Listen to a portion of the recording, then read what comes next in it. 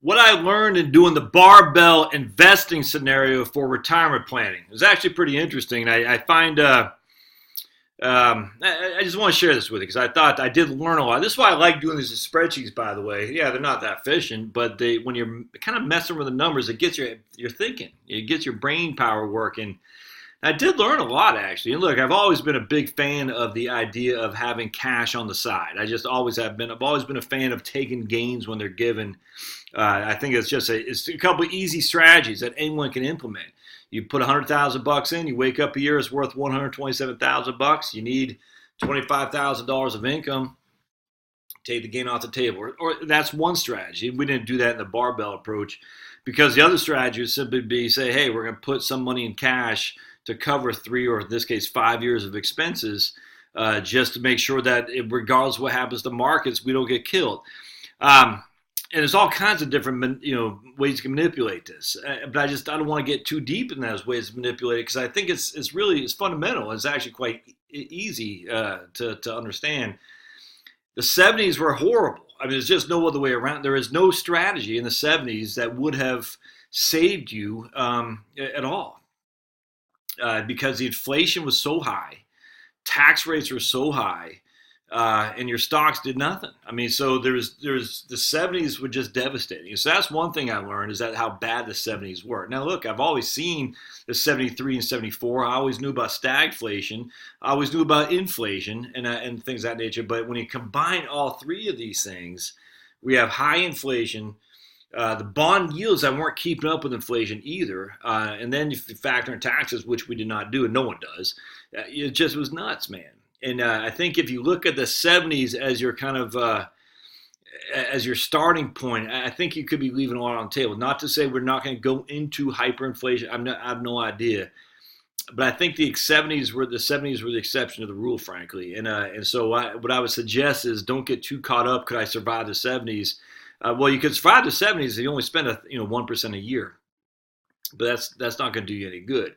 Because the reality, my friends, and this is what I think there's a couple guys that are naysayers, and a couple of guys I've since banned because they're just negative Nellies on everything. I don't get why I gotta be so negative all the time. It's weird to me. But if you're going to be you have to recognize you're not going to spend as much as you get older as a lot of the scenarios would lead you to believe. And again, I just go back to one of my issues with the whole 4% rule. It's not that I don't like Bill Bengen, who created the 4% rule. It's not that I don't like the 4% rule.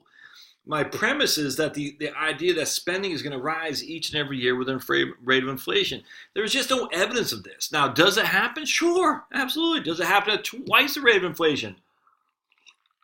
Sure, absolutely. Does grandma have $7,000 a month in long-term care bills? Sure, there's always what could happen. But there's no evidence that says this happens across the board as a starting point. There's just none. Now, I don't mind using that as a starting point. Always under the back of my mind, though, it says, look, this is, I don't want to say worst case scenario, but this is likely not to come to fruition. It's much likely to be better than this. So if we're able to survive, in this case, we started in 1963, and we're able to survive 25 and 30 years now.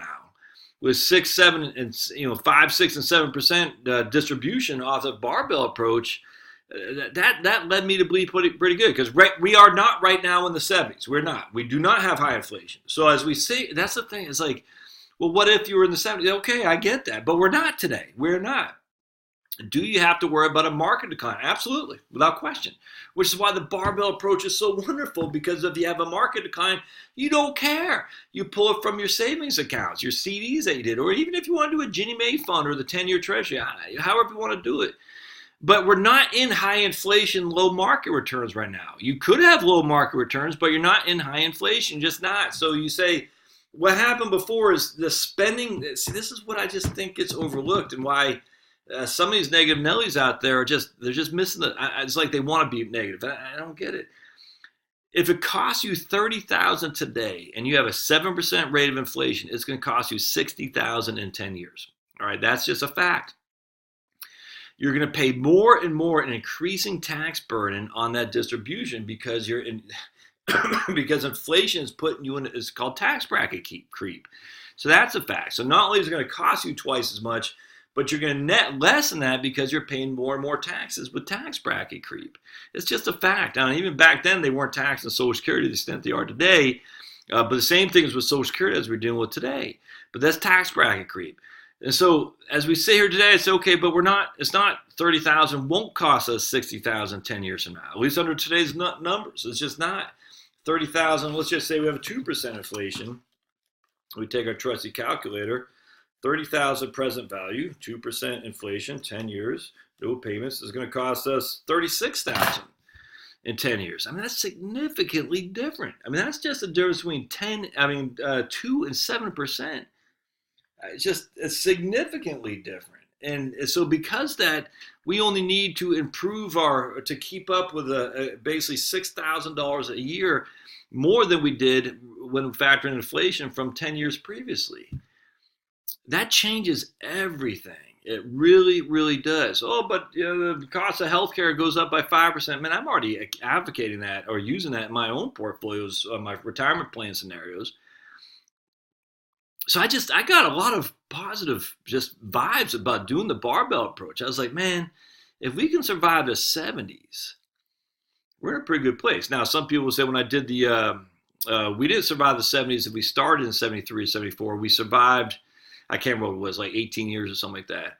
Yeah, that's still pretty good. Taking 5, 6, and 7% off the top of my head, I can't remember exactly what the scenarios were, but I'm still pretty comfortable with that. Because in my opinion, that's the worst case scenario. A market chaos like we had in 2000, 2001, and 2, or 2007 and 2009, if you have the barbell approach, you're going to avoid a good amount of that simply because you have enough money in cash to pay the bills for the next 3 to 5 years. Does that make sense? That's the whole point.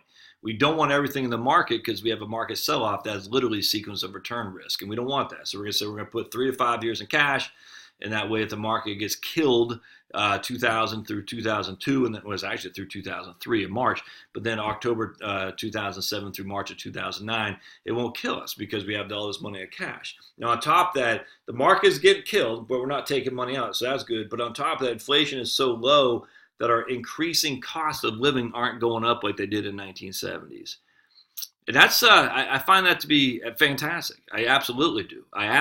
On top of that, remember, I only did one time did we have any declining in spending. It was only 10%. If we look at the BLS numbers, I'm just telling you, I just don't get why people discount this. We don't have a 10% decline one time. We have much, much more than that. Again, it's 21% in the first after 10 years, and it's another 22% after the next 10 years. And I only showed one 10% decline after 10 years. That's it. On top of a high inflationary environment too. And that's why I use those time frames, because I said, man, if we can get a decent look, and I was using 5, 6, and 7% rates of return. I mean, not rates of return, distribution yields. I mean, forget we had high inflation with low yields on bonds at some point. Now the yields on bonds did catch up, but high inflation, low yields on bonds, and then on top of that, we had a portfolio that was only generating dividends, about 5%. That was it. It wasn't generating any growth from 1972 to 1981. There was none other than the dividends you're getting, about 5%. And if we were able to score away 18 years of that, taking 6% distribution yield out, adjust each year for inflation, I think it's great. Because I think reality is you're not going to have that, the inflation that we had in the 1970s. At least you don't have today. Could you have a market chaos? Sure. We're always going to have market chaos, but that's, in 1973 and 74, we started at that scenario where it's down 17%. It was 17 and 27, something like that. I mean, you're down 41% in those 2 years. And yet you're still able to get, 15, 16, 17 years. You had a 41% decline in the first 2 years, high inflation, low bond yields, and of course, we're not even factoring taxes, which would have made it worse. But now we don't have the same tax rates, all right? Now we have, we don't have inflation anywhere near that. Could we have a huge sell-off? Sure. What's the alternative? The alternative is going to be to drive the demand to your bonds, as we saw in 2008, where the government bonds just blew up in a good way. I mean, they took off because the demand was rising for there. So I see a lot of positive in that barbell. I was hoping we would have squeaked out a few more years of gains for sure. But the reason I wanted to do that time frame was because of that scenario, which it was, the triple witching hour, what they used to call an options trading. And I can't remember off the top of my head what that was, but you had European options, monthly options, and I can't remember. But it's the triple witching hour. You had 3 sets of options all expiring at the same time. And this kind of happened here. High inflation, high taxes, low rates, relatively speaking, on bonds, and then certainly no performance on stocks. In fact, as we started, we had bad performance. It was good. So I don't think I'm going to go back and do a whole lot more of that. I was initially thinking I'd do 3 years and stuff. I don't think so. I got what I needed at that, which was the 5 years of Barbell. You might want to start with 3 years of Barbell for sure, but the Barbell is absolutely, I'm 100% convinced by the Barbell without question, because the Barbell can get you to avoid a down market without question. The Barbell does not sacrifice upmarket opportunity as much as I think a lot of people might say. Like if the market does take off, like in 1982, and you have 5 years of cash in the barbell, the cash plate, you're going to miss out on a good amount of the upside. Yeah, that's 100% correct. That could be stated anytime. Why have any cash at all? I mean that's the whole point about the barbell, is because you don't know. I mean, you don't know if the market is going to go up, down, either way. You just don't know. So to have the money on the sideline, and also we have evidence. They've done studies, academics. People are more at ease when they're not fully invested. They just are. And I know, man, I tell you, I don't know what it's like. I can't imagine what it's like to have 2 years of living expenses sitting in cash. I have no clue what that'd be like. It's got to be freaking awesome. You got to be sitting there saying, this just works, because you don't have to worry about the stocks giving you a 20% rate of return, or the stocks going down 20%. You don't have to, that worry is going to be eliminated. That's got to feel pretty good. And you can't quantify that in terms of a typical Monte Carlo scenario analysis, running spreadsheets. There's no way to quantify the feeling of having cash on the side. But look, I've been a financial planner for a long flipping time. I've yet to hear one guy who has too much cash on the side relative to his investment tolerance say, "Oh man, I wish I was that invested." The only time I heard that is when they went 100% to cash after getting worried about the stocks. But I've yet to hear one guy say, "Oh man, I wish I had more invested, not this much cash." I don't hear that, because they're saying, "No, I'm pretty comfortable with this cash on the side. I know I can get access to that regardless of what happens to the market." So I'm a fan of the barbell. The question, I guess, would come: should you do 3 or 5 years? I think it really depends on your situation in terms of your portfolio and how much income you need from it.